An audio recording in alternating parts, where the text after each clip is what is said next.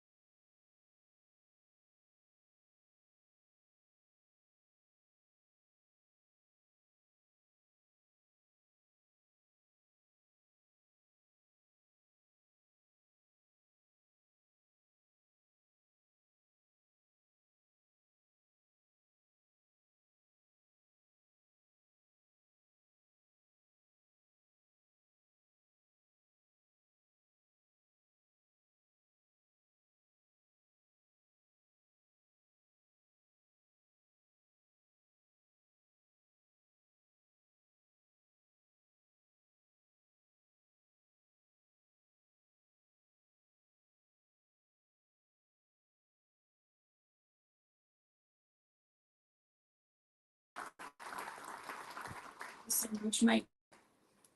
Now I have the privilege of introducing Mayor Lauren Garrett, who earlier this week presented the town's budget to the Legislative Council.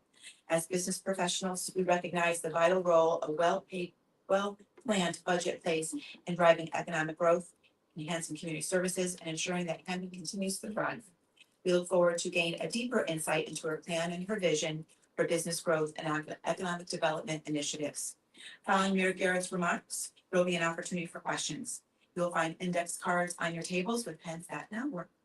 And our governmental affairs team will be collecting them at the end of the presentation.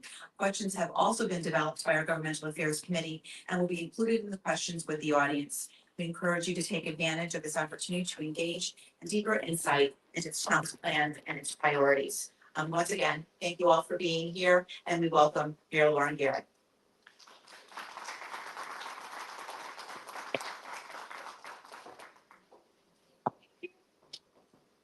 Good morning, everyone. It looks like Nancy was starting to go through my presentation a little bit.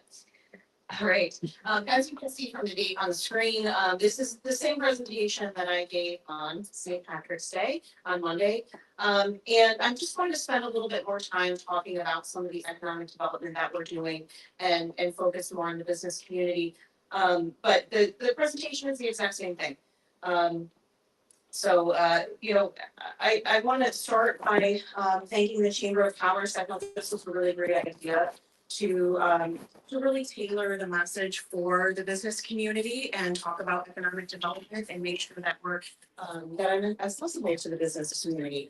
And then I just really want to thank the Whitney Center for always so generous and welcoming us into this facility, and I really enjoy seeing all the residents always come and make sure that we're all connected as well.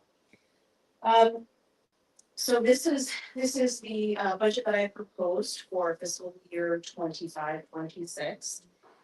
And it was really developed with some goals in mind, to make sure that we are addressing the mill rate, that we are funding education. I'm sure, everyone saw yesterday that, the Trump administration is dismantling the Department of Education. Obviously, that is terrifying on so many different levels, but I've been speaking with our Congresswoman Rose Deloro, who is a ranking member on appropriations, and she's really concerned about the funding and the loss of funding that we might see in education, as well as many other funding streams, Medicaid. So I think it's important that we as a community fund education, because I'm worried about the loss in some federal streams of money. But we are also developing some programs that we can, that will be used to help improve, housing in Hamden. We want to make sure that the housing stock that we have currently is good quality. And so that requires some oversight from the town. So we're building out that program currently. We're implementing traffic calming, with more planned. And we want to make sure that in Hamden we have good quality of life. We've had a lot of financial successes over the last few years. We've grown the fund balance to over 24 million. We've increased our bond rating from all 3 rating agencies, so Fitch, S&P, and Moody's. And we've updated Hamden's financial policies and procedures for the first time in 30 years. I can tell you that when we started this work with the financial policies and procedures, it was a binder this thick with messy papers on computer, paper typed out on a typewriter, with policies and procedures that were crammed into a binder. And that has now become, a nice, pretty document, but also protects the fund balance and really displays how we operate in the finance department. We drafted a 5-year plan now for our 3rd year, to show predictability of what is to come. And we've completed the revaluation. We'll talk a little bit more about that today.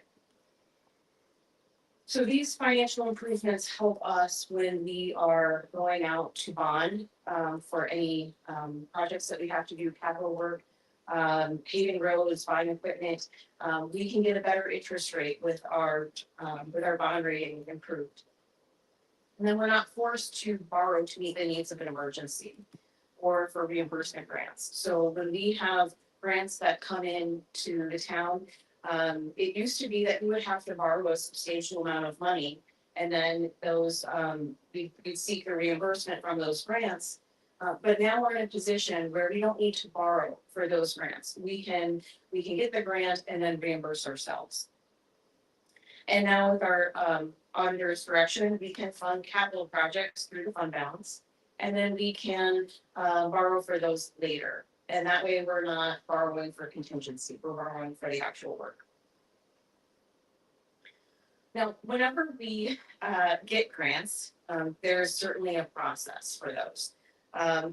Grants are fantastic because that means that we are not making all of these improvements on the backs of taxpayers. But the requirements for working through grants is pretty substantial. And so this kind of gives you an idea of that process and how many steps it takes and why it can take a long time to work through these grants. It is worth it, but it certainly slows things down a little bit.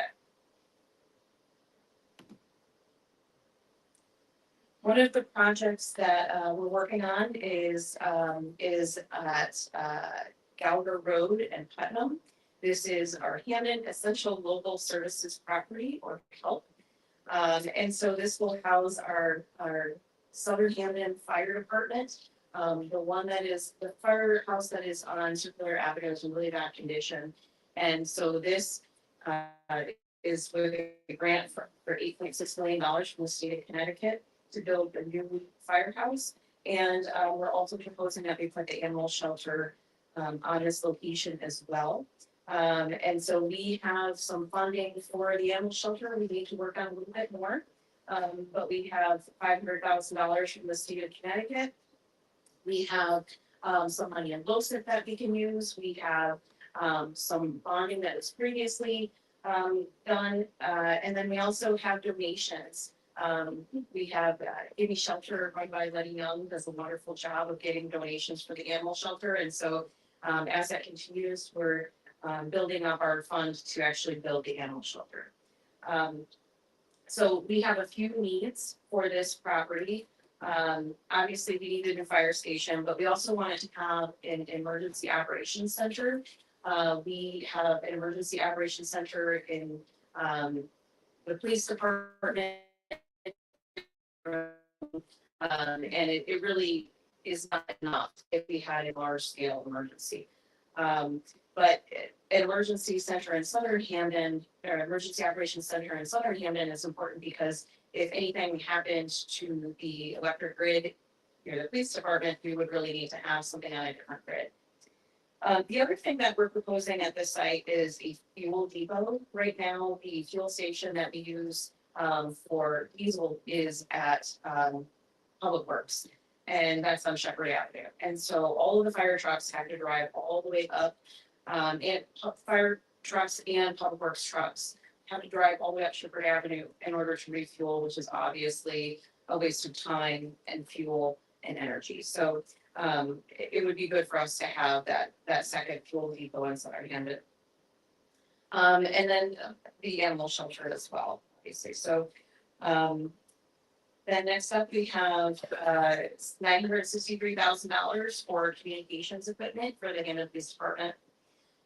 So this would be encrypted radios, and I think that's really important because when people are having probably the worst day of their life and have to call in for medical help from fire department or call police department, for that to be broadcasted on radios where you can listen to a scanner, it's pretty invasive. So obviously this would all still be voidable, and people could have access to the radio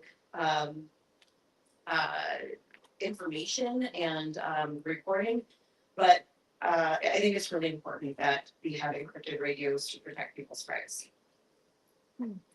So that those new radios will be delivered within 3 months. We have $625,000 with the help of Rosa Caloro for upgrades to our HVAC system in the government center. Last summer, we had a bit of a situation where our vault in the town clerk's office, the HVAC wasn't working, which is very bad for all of our historic documents. We had to have emergency air conditioning pumped in there. So we are replacing the HVAC at the government center with the help of a federal grant. So this is money that's coming from the federal government, and DOE, the Department of Energy, has told us that we can move forward, but it's going a little slower now. So hopefully we can start that work this spring. This is $3 million to replace a bridge in northern Hamden that we thought we'd have to shut down, but we got federal money to do the entire bridge. Usually we have to pay 10% for design, but this is a federal local bridge program that pays 100% of it. So that's really great that we're not having to spend money, taxpayer dollars on an improvement that is obviously sorely needed. We are replacing traffic signals along Dixwell Avenue from Dixwell and Shepherd all the way to the high school at Dixwell and Holly Parkway. Now, these traffic signals, replacing them is obviously great for the town. The town actually owns all of the traffic signals. We have about 90 signals, and about 90% of them are in really bad condition where they could fail. Each intersection costs about $500,000, particularly for the more expensive, larger intersections. So getting some grant funding to replace these signals is very important. I think it's also really good for, obviously, air quality, as is mentioned in part of the grant award. But the timing of these lights is important for commuting. It's also good for the local businesses to have safer lights, safer crossings, much more clear displays and everything. So But honestly, it's good to have the grant. It's good to have the money coming in so that we don't have to replace this ourselves. We are studying drainage in Newhall so that we can improve the drainage in Newhall. We get a little bit of flooding there, and the pipes are too small for the amount of water that has to flow through. And so there's a bigger plan here. This is $750,000 for the planning for drainage, and then we go back to the community investment fund to get money to do the work for the construction phase. And that's estimated to be about $8.5 million. So all of these grants coming in help us to make improvements for the town without directly going to the taxpayers. This is another community investment fund award. It's $5.4 million from Department of Economic and Community Development. And so this is demolition of the academic building at the old middle school site. The building that has graffiti and broken windows, where the fire department has been multiple times to put out fires. It's also been absolutely soaked with water from fire hoses. It is a building that is dangerous. And so to finally be able to demolish this building is really important to all of us, to the community that lives there, to the fire department that has to go into that building, and generally for the liability of this building. We expect demolition to start this summer, which is phenomenal after 20 years of watching this building deteriorate. There is another building on that site, the old gymnasium, which is not in as bad condition. And so we are working on plans to renovate it into an arts and recreation youth center. We are incorporating some workforce development into that so that we can make sure that our youth have jobs that they can go to after going through high school. We really want to give our youth an opportunity, and this helps us to do that. And so this is a partial demolition of a renovation, and we're using ARPA funds to do that. Some of the other ways that ARPA funds have been used include studying the New Home foundations to make sure that we have an understanding of the work that needs to be done and design. And so I've met with our state delegation, with people from bonding at the state to help us write a grant so that we can get the funding for the construction. Just yesterday, I met with State Representative Sweet, State Representative Winter, and then people from the bonding House Democrats bonding, so that we can write the application the right way and seek the correct funding source so that we can get this work done. We expect to have that work completed, the application completed by the end of next week. So we are very actively getting funding for that project. I've already mentioned the community center with the ARPA funding. We also awarded 17 small businesses grants through ARPA funding to reimburse costs related to COVID or to help them with some investments into their business. We put money towards the coordinated access network. This is helping people who are at risk of experiencing homelessness or homeless to connect them with housing and services. And then we got the fire department, the self-contained apparatus, SCBA, and it replaced old outdated equipment so that our firefighters are safe when going into a fire. And the ARPA funds helped to fund a drainage study along Whitney Avenue north of Mount Carmel. And this helps with economic development. If we can update and get sewers north of Mount Carmel and Whitney Avenue, that opens up possibilities for economic development. Obviously, there's a little bit more land the further north you go, and we want to make sure that there's opportunity there. I've spoken to a lot of businesses who are established in that area, and they want the sewers. And there are also businesses that are unable to go in that area of Whitney Avenue because if you're a medical facility, you need a sewer. Restaurants need a sewer. So we just want to make sure that we are giving opportunities for economic development and investment in parts of town where it's been out of reach. This is a little bit more information about the New Hall Foundation project. Right now, we're under contract with Veely and Aldridge. They are studying the each individual property to see what work is needed. We have received surveys back from community members, property owners, so that we can establish communication with them, so that we can have an understanding of what their needs are.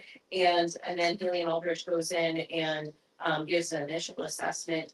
And that initial assessment is to decide if there are just water issues, there are foundation issues, they have both issues, or no issues at all.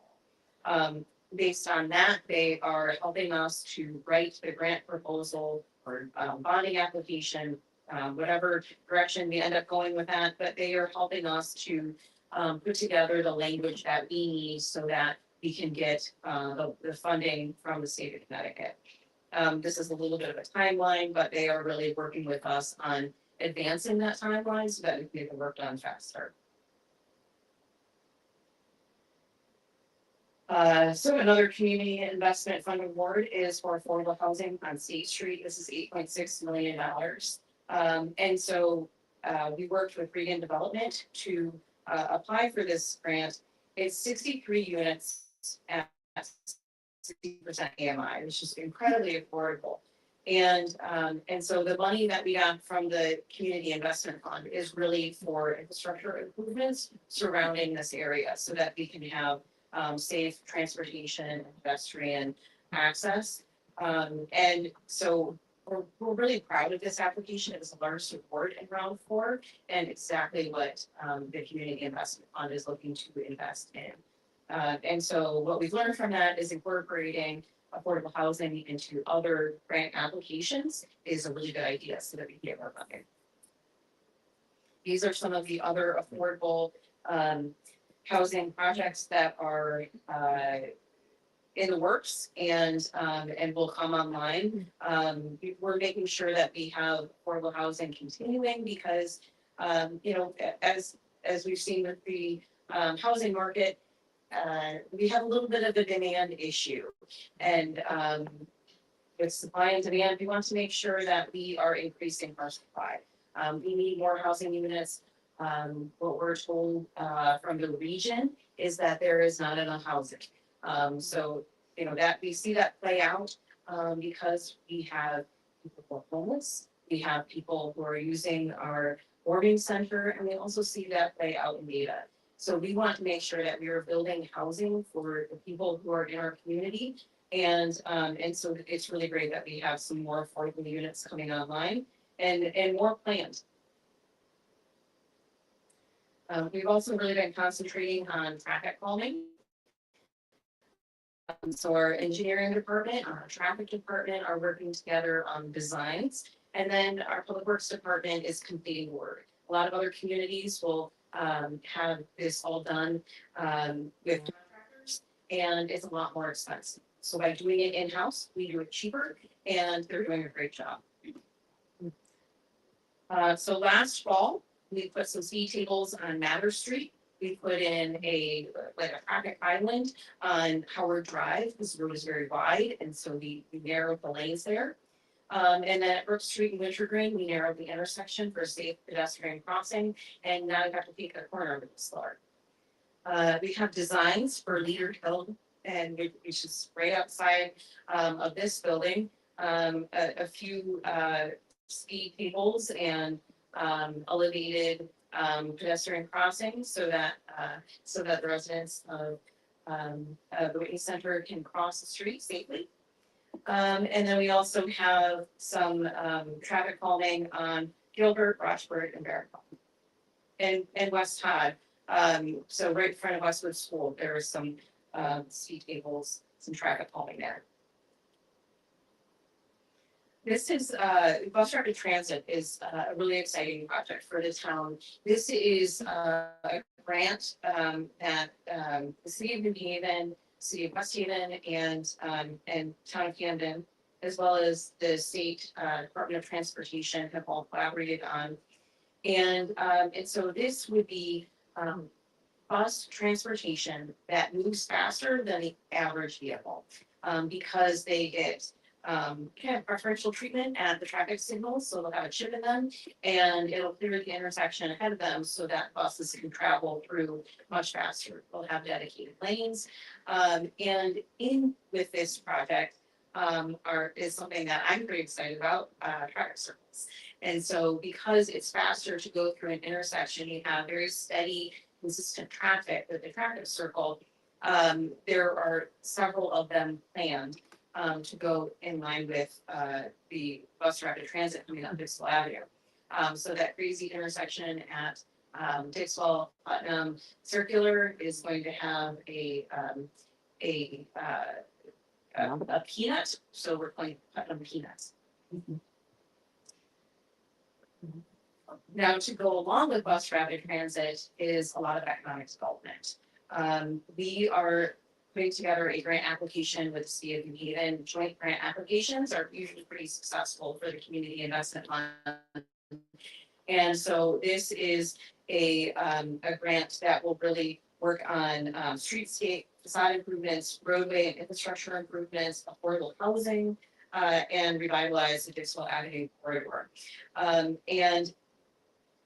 We have some kind of preliminary design which looks beautiful. Add some trees, really makes the Dixwell Avenue corridor just really beautiful so that we can get some more investment there. And so this is the type of stuff that I think is really important to both the business community and the town of Camden, the residents. If we can improve some of these corridors and invest in making the streetscape and facades more beautiful, we can have more economic development coming into town and improve the quality of life of our residents. We are replacing sidewalks. We are making sure that pedestrian safety is being taken care of. Now, we have a huge long list of sidewalks that need to be replaced, and we are getting through those. We invest about $1 million a year in sidewalks. It is a little slow going, but we are making sure that we are making those improvements, and it really just does take continued support. This is a culvert replacement on Tom Swamp Road. It was designed in-house, had a contractor and Public Works working on it together. And again, this is a way that we're saving residents money by doing a lot of the work in-house. These are some of our infrastructure improvements throughout the years. We've paved 24.5 miles of roads. We've installed 3.5 miles of sidewalks. And we started the implementation of complete streets. We planted over 100 trees just last year. We have climate sustainable infrastructure improvements that we're doing. And with all of that, we have received the silver certification from Sustainable CP, as well as a climate leader designation. We are trying to save money in tipping fees. So, with all of the garbage that we collect, and then we also have to dispose of that garbage, we pay per ton. And if we can pull some things out of our waste stream, like textiles and food, that saves money in our tipping fees. So we have some of these new containers in different locations around town at Miller Memorial Library, Brundage, Whitneyville, Heath Community Center, the transfer station. You can dispose of clothing, fabric, and any textiles. And while this saves money on our tipping fees, it also allows us to get paid for the pounds that we dispose in here.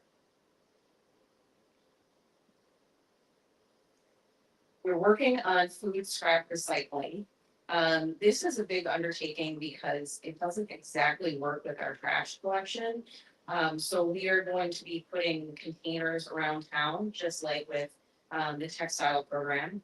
and residents can put food scraps into a container, and then it gets taken over to the transfer station. Each community is a little bit different. Communities that do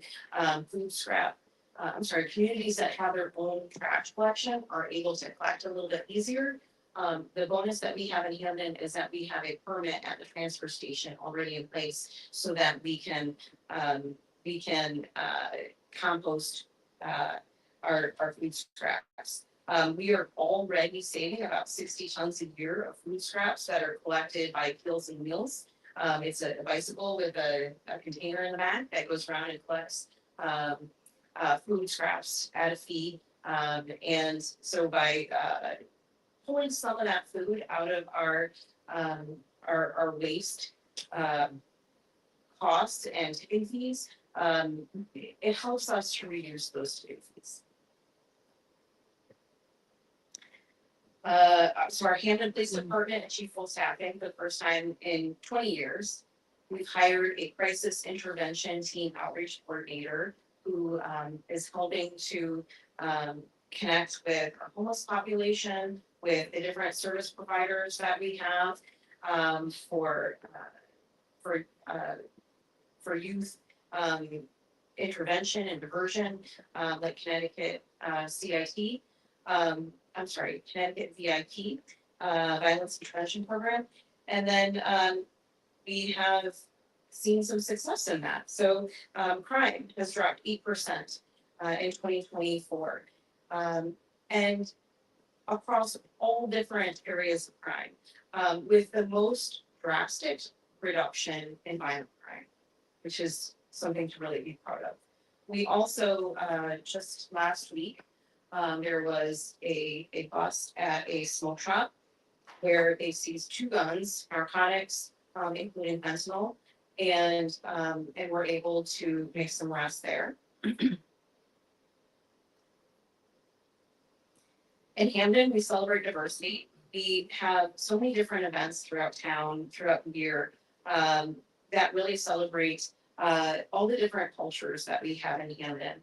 It's not a huge part of our budget. In fact, if you add up all of the different community events that we have throughout the year, from fireworks to Memorial Day, to Kwanzaa, Three Kings, and Silver Bells, and all of that is. So I think it's worth it. I think having, maybe it's the price of a cup of coffee for us to have really fantastic events throughout the year where we celebrate who we are as a community. Just this last year, we welcomed 20 new businesses. We see all the time new businesses coming to Hamden. And the ribbon cuttings are really a way to celebrate all of the hard work that businesses have done to achieve that opening. We see news about the old TGI Fridays. A dumpling place is going in there. Dave's Hot Wings, Dave's Hot Chicken is going into the Sorgos. And I guess maybe a day or two after that news broke, somebody came up to me and said that they have a location in Orange or West Haven, and it is definitely the ticket. It's a really popular place, and apparently it costs a little bit of traffic. So that's really good for all of the businesses in the area to have more people coming through. We have a small business assistance program that we're putting together right now. It's important to create spaces and events for small businesses so that they can sell their products and promote themselves. We work a lot with the Hamden Chamber of Commerce, obviously, and we want to make sure that the supports for small businesses are really tied with the Chamber of Commerce, and that we're promoting all of that in Hamden. And then we also have a small business grant program for facade improvements along State Street, Dixwell Avenue, and Southern Hamden. We want to make sure that small businesses know how to open a small business, know how to connect to capital, expand, and succeed. There are a few ways that we want to incentivize economic development. This is mostly for larger developments, large businesses coming into Hamden. We want to make sure that they have the tools that they need to make improvements to the property. And so in April, we will be sending a ordinance to the legislative council for a tax deferral program. There would only be tax deferral on the improvements made, not the existing assessment. So if it's land that exists, you would always pay taxes on the land. You would only have a tax deferral for the improvements made to that property. And that would be a tax deferral for 10 years. And it just helps businesses that are trying to invest in Hamden so that they can afford to do that. It also can help us to incentivize them to come to Hamden. The other thing that we're looking at is making sure that businesses that are vacant because they choose to be and not really making improvements, we want to make sure that they're really encouraged to make these improvements. So we will be drafting another ordinance that really incentivizes them. Places like Maury Motors that hasn't done anything in years.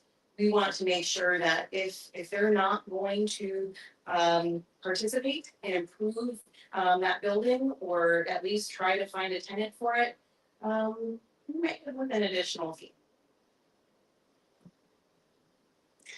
All right, we've also made a lot of technology improvements to the town.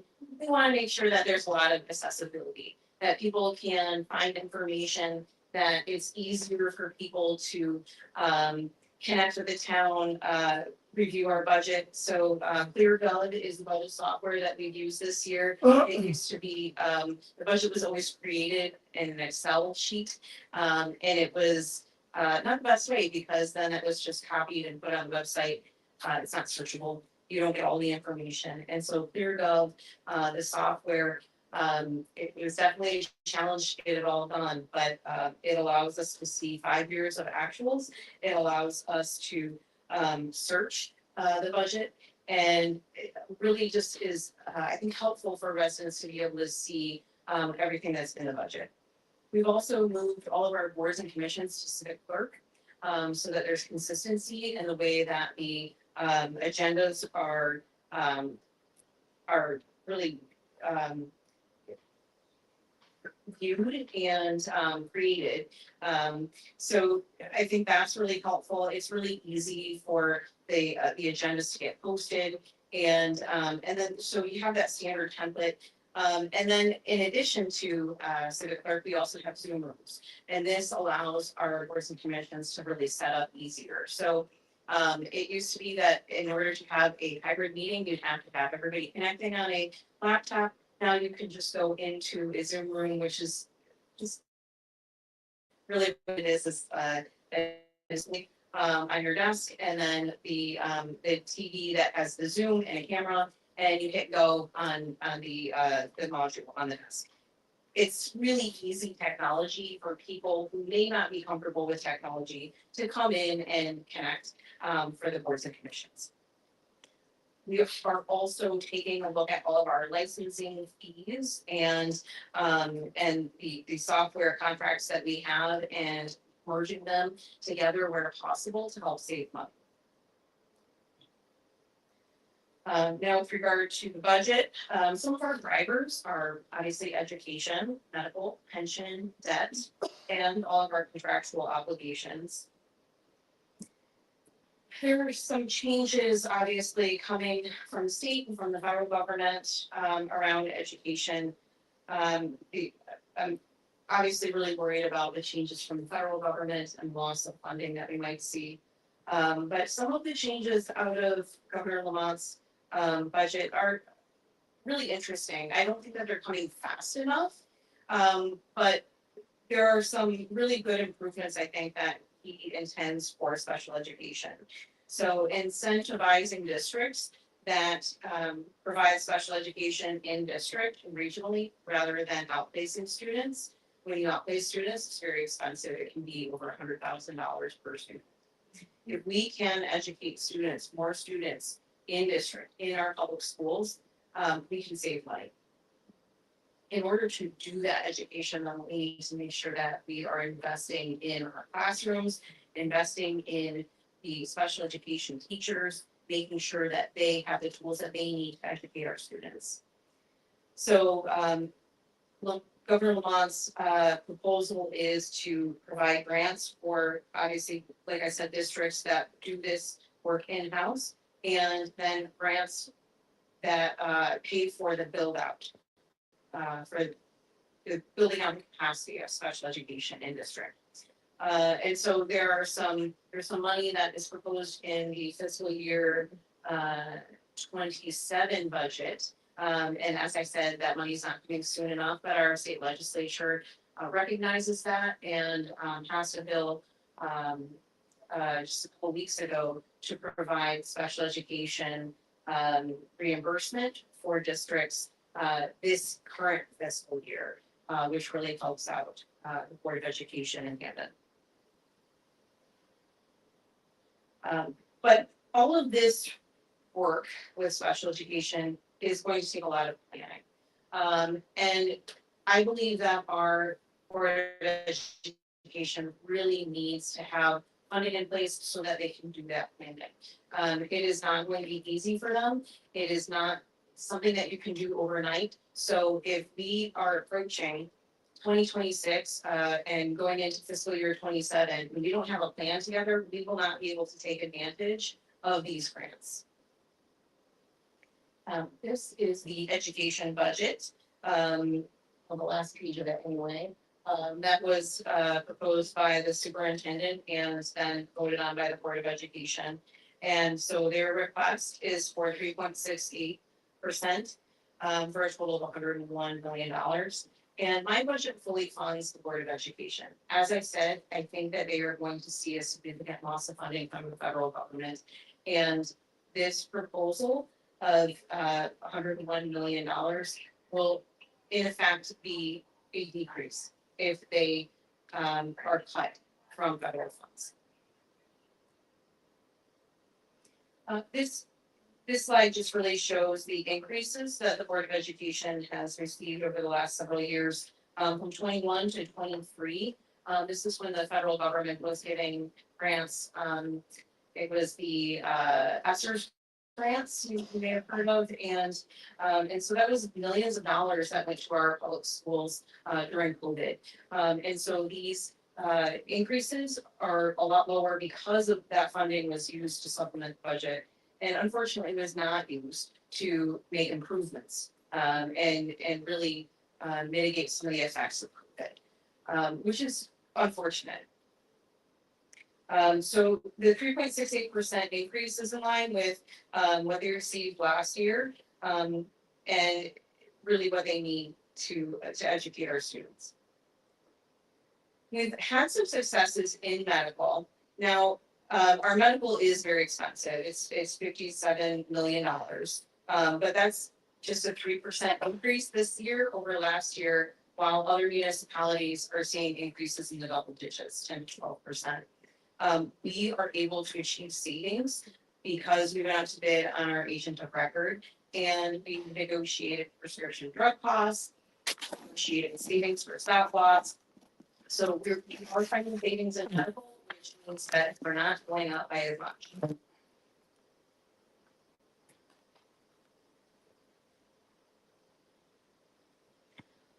This is the town pension fund, which is now closed. In 2015, the town went out for pension obligation bonds. It was $125 million that they sunk into the town pension fund to shore it up.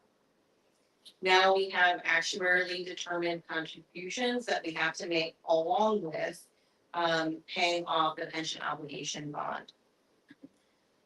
So right now, we are at like $28 million for our payment towards the town pension fund. If we had paid what we were supposed to pay in 20 years ago, we wouldn't be in this situation. But now the bills are due and we have to pay the pension fund.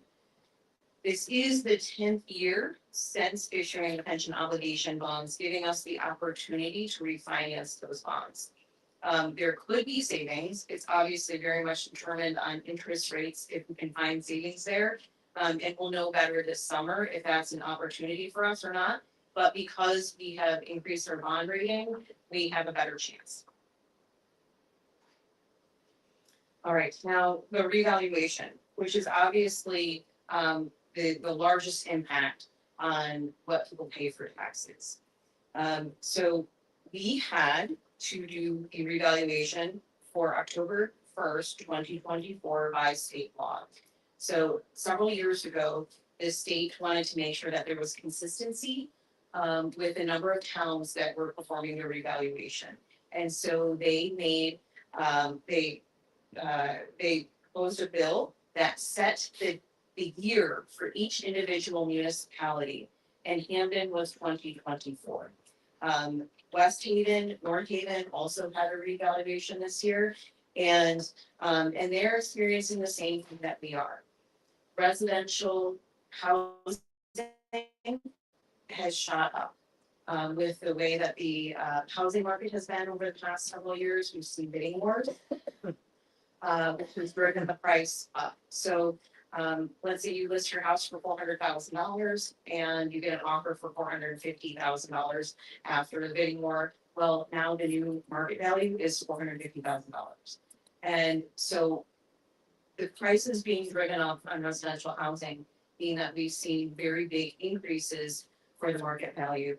And then with commercial real estate, we see vacancies. A lot of office spaces are vacant because people have moved out of office spaces and into working from home.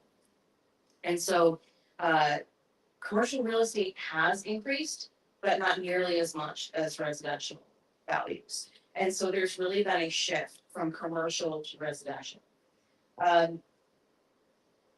The impact of this is that property owners, people who own a home, are seeing their prices really drive up. Their taxes are increasing because of this revaluation. It would be unethical and illegal for me to put my thumb on the scale of revaluation. You can't do that. What I did demand out of the revaluation company was that they provide as much transparency as possible. And so all of the similar sales are listed on the website. You can see all of the individual assessments.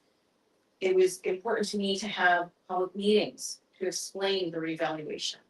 We've done all of that because it's important that people have the ability to fight their assessment if they choose to, so they can appeal. And all of the information that they would need for that appeal is directly on the website. So you need to see all the similar sales, all the comps that were used for building out the grand list, for determining the individual assessments. It's all on the website. That's what I was able to do. I wish that I could change the revaluation. I wish that I could make it so that it wasn't this big shift to residential. It's unavoidable, unfortunately.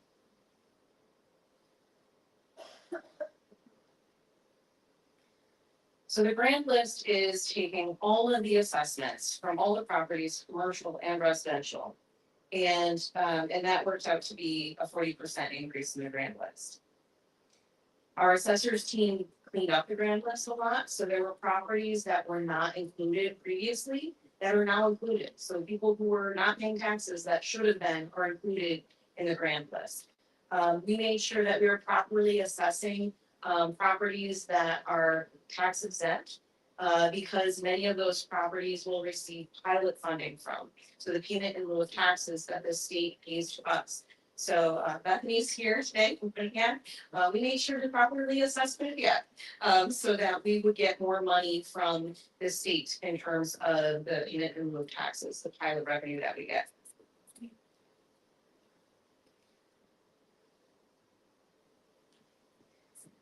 We took a look at different municipalities and what they pay, what the cost of running their municipality is per capita.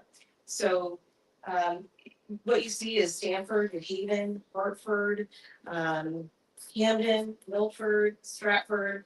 We all are spending roughly, similar amounts per capita, very close.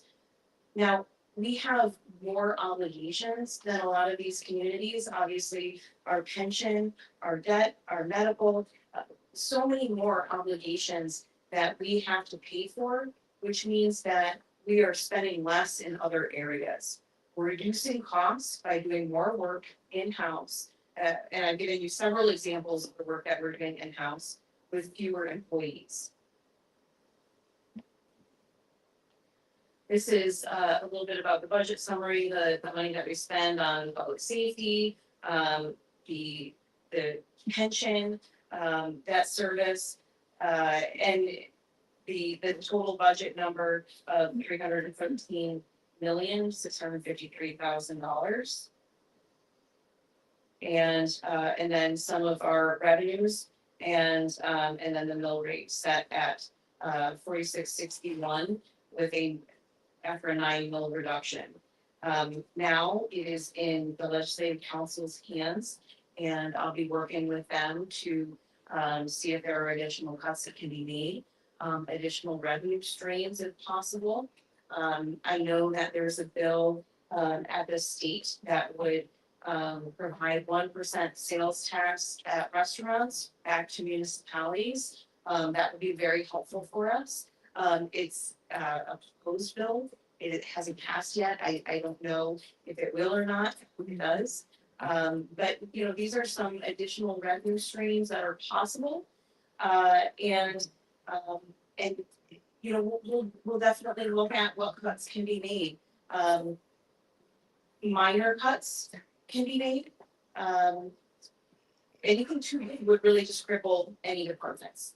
And you'd really be looking at cutting positions. And as I've stated, we have fewer employees than a lot of municipalities. So if you cut employees, you're really just crippling departments. Departments that provide economic development to the town. Could you cut police? You could.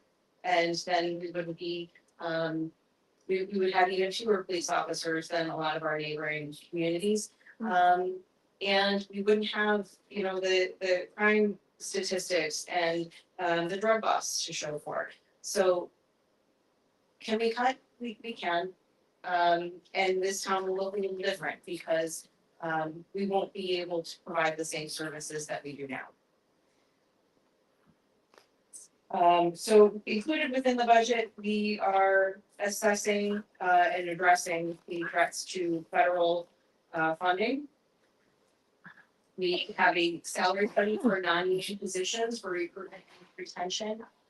This being an election year, whoever the next mayor is, it's really important that they have a staff that they can hire in, that they can retain by paying salaries that are appropriate for the position. We provided a large mill rate reduction. I understand that you know, a lot of residents are effectively seeing a tax increase because of this. But you know, I also understand the room that I'm in. There are a lot of businesses that are also seeing a decrease from this. It is my goal to maintain the services and fund the obligations that we have, and we'll see how the Legislative Council manages their budget. It's in their hands, so we'll see what they do. I am worried about any severe cuts.